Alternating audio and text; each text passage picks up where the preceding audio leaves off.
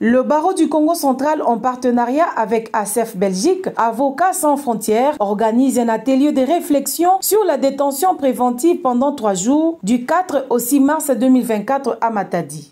L'intérêt du thème de cet atelier est incontestable. J'encourage les participants à un débat animé pour une meilleure production des conclusions de l'arrêté. Sur ce, je déclare ouvert l'atelier de réflexion sur la détention préventive.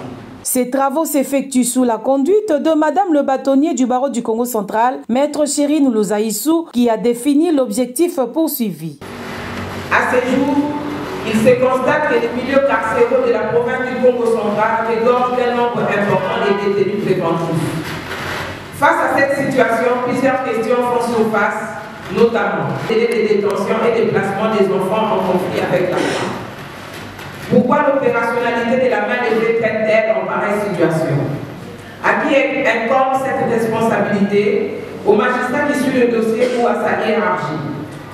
Cette pratique de dépassement des délais contribue à la surpopulation carcérale, impacte les conditions de détention et a des incidences socio-économiques sur les prévenus et leurs proches dans ces conditions. Dans ces conditions, comment désengorger nos prisons?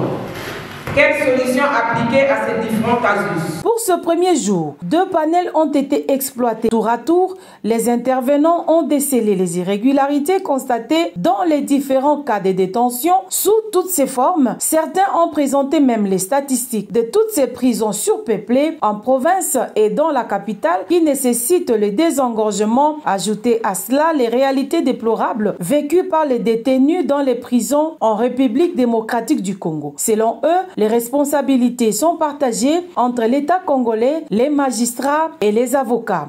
Quand on sait que nos prisons regorgent plus de 50% des délits préventifs et parmi lesquels beaucoup sont dans des situations de dépassement des délais, à Matadi, en décembre, les taux de détention préventive étaient à 75%.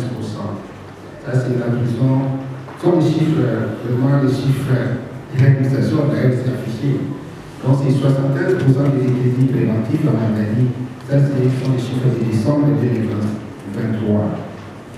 On sait que la capacité d'accueil de la prison centrale de Matadi, construite en 1934, est de 150 places.